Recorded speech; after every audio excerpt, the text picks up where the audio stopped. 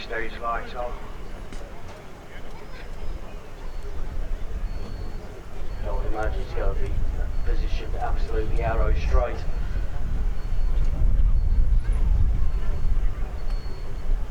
Let's have a parachute on that because if you're going through the end here at 165 miles an hour, 185 the best Graham has ever done.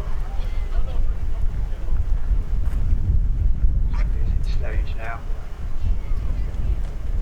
5, 4, 3, 2, 1.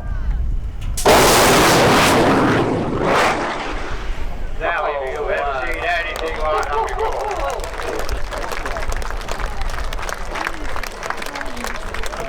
Absolutely incredible. 3.370 at 169 for Graham.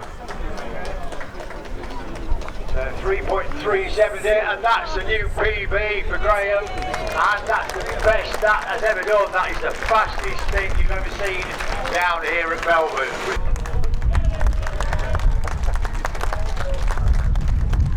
Ever the showman.